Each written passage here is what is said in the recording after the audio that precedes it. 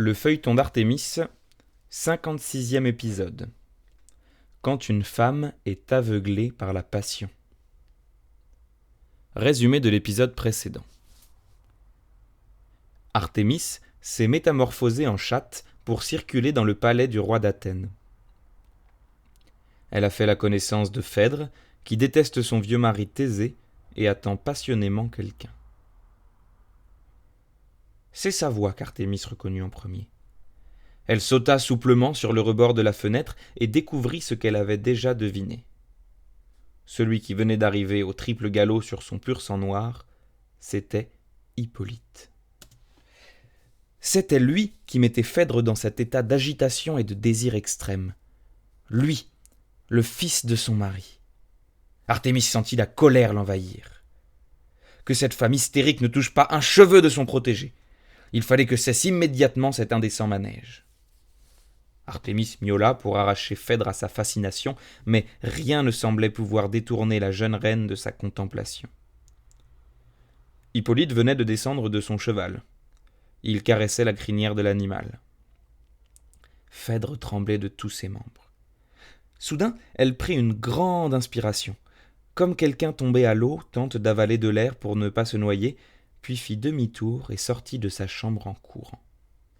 Son changement d'attitude fut si rapide qu'Artémis n'eut pas le temps de la suivre. Du rebord de la fenêtre, elle vit Phèdre surgir sur le perron. Tout occupée à flatter son cheval, Hippolyte ne la regarda même pas. Après quelques instants, la jeune femme tenta d'engager la conversation. Plus rien de son trouble intérieur ne transparaissait. « Bonjour, mon beau-fils, dit-elle d'un ton aimable. Comment allez-vous ce matin ?» Hippolyte leva la tête. « Ah, vous êtes là ? Bonjour, très bien. » Et sans lui prêter plus d'attention, il se mit à enlever la selle de sa monture.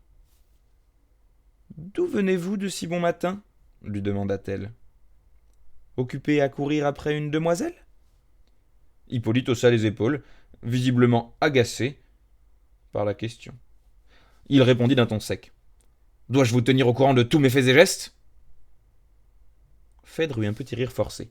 « Oh, je suis votre belle-mère, tout de même, j'ai le droit de savoir. » Le jeune homme, pressé d'en finir, prit la bride de son cheval et lui tourna le dos. « Ce soir à la fête, je vous ai encore réservé la place assise à ma gauche, dit-elle alors. Hippolyte se retourna. « Oh non, il y a encore une fête ce soir ? Je suis obligé d'y assister ?» Cette fois, Phèdre ne riait plus. D'un ton redevenu froid, presque autoritaire, elle répondit.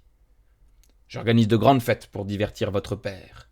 Il serait inconvenant que vous n'y participiez pas. » À cet instant, Œnone surgit. « Madame, on vous réclame en cuisine, dit-elle, en jetant un regard noir en direction du jeune homme. Si elle gardait en privé le ton familier d'une nounou, elle s'obligeait à vouvoyer sa maîtresse en public. Artémis vit les deux femmes disparaître à l'intérieur du palais. Elle entendit son protégé pester.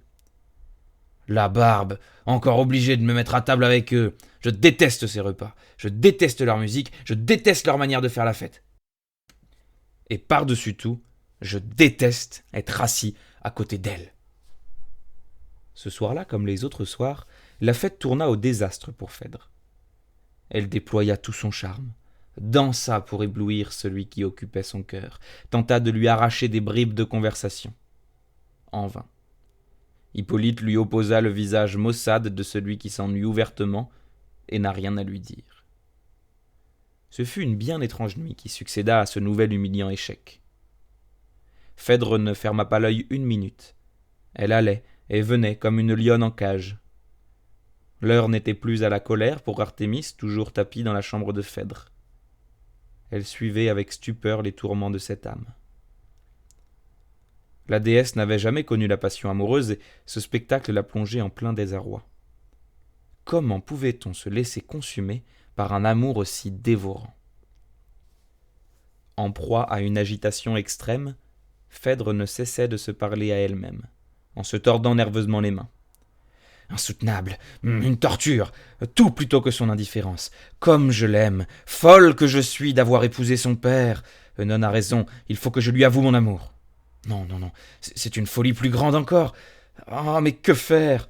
Maudite sois-tu, Aphrodite, qui ne me vient pas en aide et me jette dans de telles souffrances. Ses cheveux, ses yeux, son corps, sa voix, la pâleur de sa peau et les petites taches rousses qui y fleurissent, la moue de ses lèvres quand il boude, et son sourire quand il sourit enfin. J'aime tout en lui, jusqu'à l'ombre de sa main. Ah, sa main! Sa jument noire est 1000 fois plus heureuse que moi, elle qui a le droit à des caresses chaque jour. Oui, oui, oui, Œnone a raison, je vais le lui avouer. Mais comment réagira-t-il? S'il me rejette, j'en mourrai. La mort plutôt que de vivre sans lui. Non, non, non, non, ne pas lui avouer cet amour monstrueux.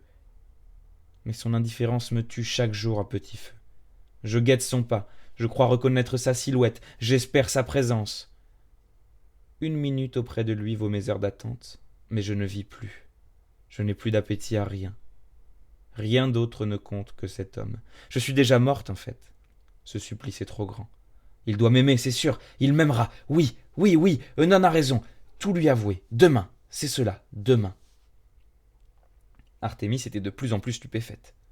Comment Phèdre pouvait-elle s'aveugler à ce point? Comment n'avait-elle pas perçu l'aversion d'Hippolyte pour les femmes? Et comment pourrait-il être amoureux de la femme de son père? À suivre.